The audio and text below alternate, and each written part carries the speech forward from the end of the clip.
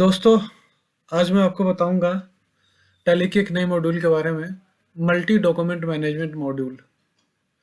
जैसा कि आप देख सकते हैं कि इसका नाम है मल्टी डॉक्यूमेंट मैनेजमेंट मॉड्यूल। इसमें आप कई सारे डॉक्यूमेंट अब वाउचर के साथ भी अटैच कर सकते हैं, लेजर के साथ भी अटैच कर सकते हैं। तो चलिए देखते हैं कि ये मॉड्यूल कैसे काम करता है। आगे चलने से पहले जो हमारे नए विजिटर्स हैं, प्लीज़ इस चैनल को लाइक और सब्सक्राइब कर लें और बेल आइकन को प्रेस कर दें ताकि हमारे आने वाली वीडियोस की नोटिफिकेशन उनको मिलती रहे। Thank you so much. तो चले आगे चलते हैं, देखते हैं कि ये कैसे काम करता है। मैंने इस मॉड्यूल को टैली में लोड कर लिया है। आप देख सकते हैं यहाँ पे एक मेन्यू आ गया है, डॉक्यूमेंट मैनेजमेंट मॉड्यूल। तो डॉक्यूमेंट मैनेजमेंट मॉड्यूल कैसे काम करता है इसको देखेंगे। हम सबसे पहले चलेंगे इसके मेन्यू में। एक मेन्यू है कॉन्फ़िगरेशन का, दूसरा है डॉक्यूमेंट रिपोर्ट और तीसरा है agreement report. Multi document management module है इसका नाम, इसलिए मैं आपको पहले एक्सप्लेन कर दूं कि इसके अंदर हम दो तरीके से डॉक्यूमेंट्स को कैप्चर करेंगे।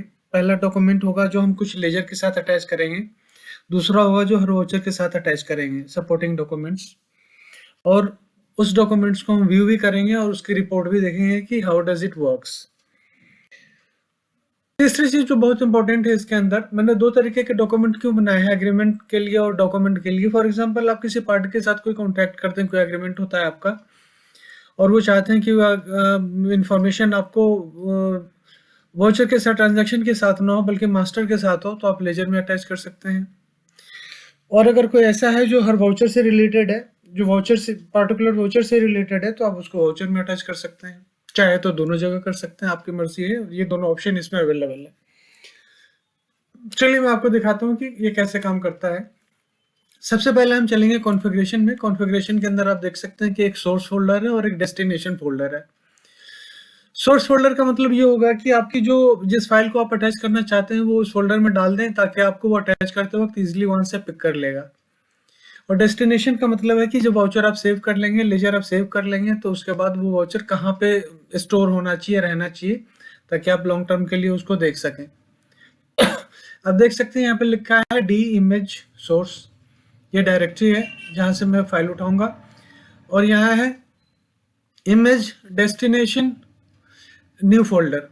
न्यू फोल्डर के अंदर जाकर के ये डेस्टिनेशन के वहाँ पे ये सेव होगा। तो मैं इसको सेव कर लेता हूँ। सेव करने के बाद हम आ जाते हैं आगे और चलते हैं। सबसे पहले मैं आपको लेजर में एग्रीमेंट वाला जो है इसको दिखाऊंगा अटैच करके। ये एक लेजर है, एबीसी लेजर है। इसमें जब आप आगे बढ़ेंगे तो देखेंगे ये कहता है कि is there any agreement with the party. मैंने कहा यस। कहता है एग्रीमेंट की डेट क्या है, मैंने कहा जी 1 अप्रैल है। Agreement start date then 1 April. Agreement end date 31 March 25 को ये एंड होगा एग्रीमेंट। इसलिए दैट इज द रीजन क्या है we attach this document with the ledger, because साल खत्म हो जाएगा फिर भी लेजर में हम रहेगा and we can view any time. Okay, is this agreement active? Yes it is active है। जब हम इनएक्टिव करना चाहें तो हम इनएक्टिव कर देंगे, नो कर देंगे इनएक्टिव हो जाएगा। कहता है attach supporting document. Yes I want to attach. I will press Y and move forward. तो जैसा कि आपको मैंने बताया था कि वो एक अपने डेस्टिनेशन सोर्स डॉक्यूमेंट का फोल्डर बताया था, उस सोर्स डॉक्यूमेंट के फोल्डर में आपने डाल दिया। जो जो फाइल डालेंगे यहाँ पे लिस्ट हो जाएगा ताकि आप इजीली यहाँ से सिलेक्ट कर सके। ये फायदा था सोर्स डॉक्यूमेंट के फोल्डर का और डायरेक्टरी को वहाँ पे डिफाइन करने का। मैं इसमें से दो वाउचर सेलेक्ट कर दो आइटम सेलेक्ट कर लेता हूँ। सेलेक्ट किया और इसको सेव कर लिया। ओके, ये कहता है कि ये दो थे, 2 बार आया मैसेज हमारे पास कि सेव हो चुका है। ओके, ये रिपोर्ट आप देख सकते हैं।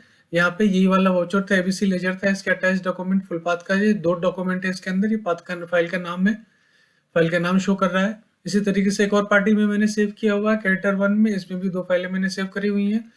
उसकी बाकी पार्टिकुलर्स, ये सारी चीजें दिखा रहा है। आप यहाँ पे देख सकते हैं कि active document and non active document, ये दोनों एक्टिव है। मैं अगर नॉन एक्टिव देखना चाहूँ तो कोई इसमें नॉन एक्टिव नहीं है।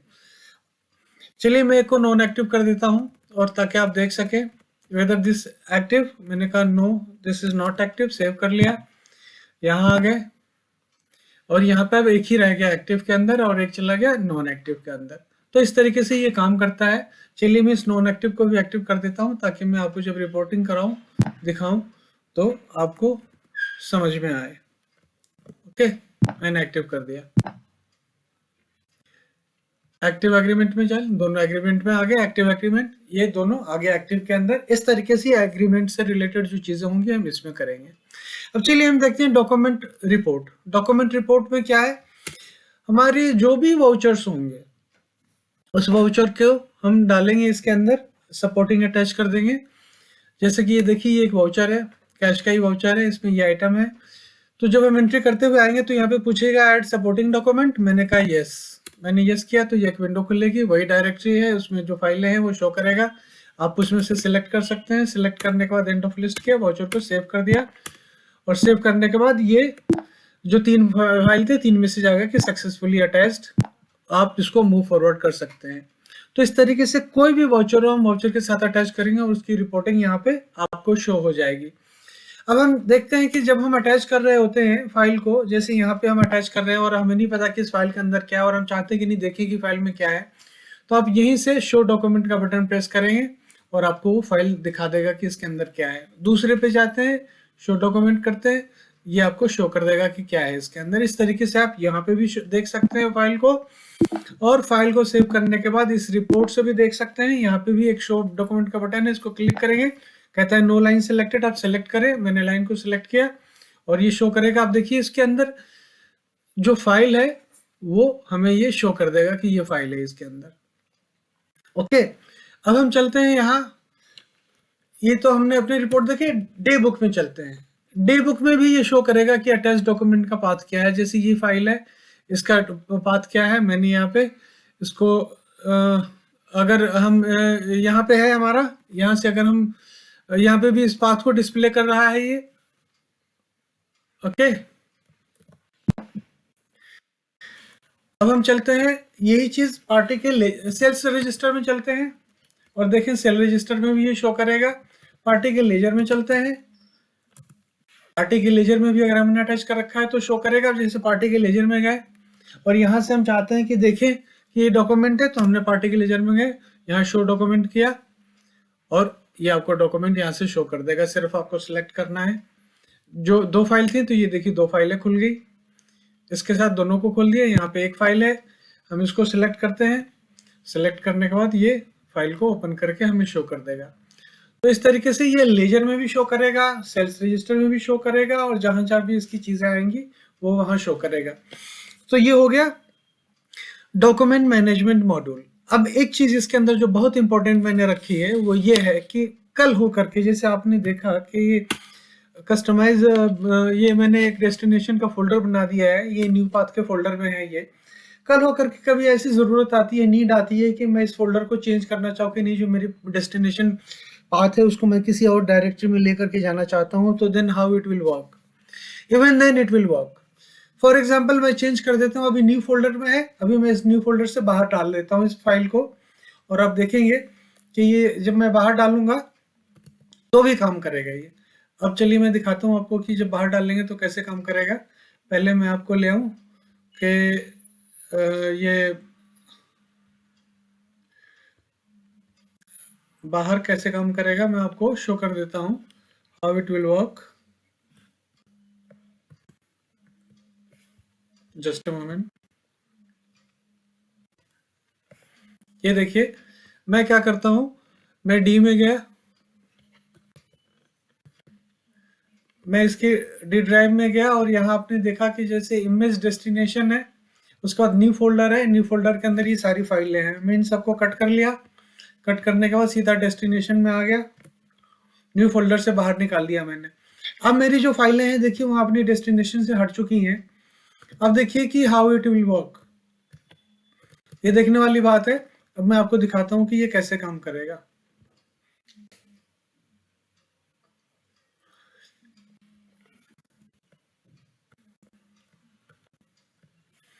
ये देखिए टैली में आ गया, और टैली में आने के बाद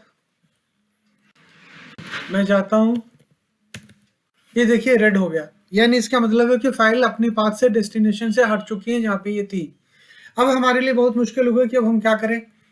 अब देखिए ये रिपोर्ट में भी जाते हैं, रिपोर्ट में भी ये हमें रेड शो कर रहा है कि नीचे कोई भी फाइलें नहीं है, सारी मूव हो चुकी हैं।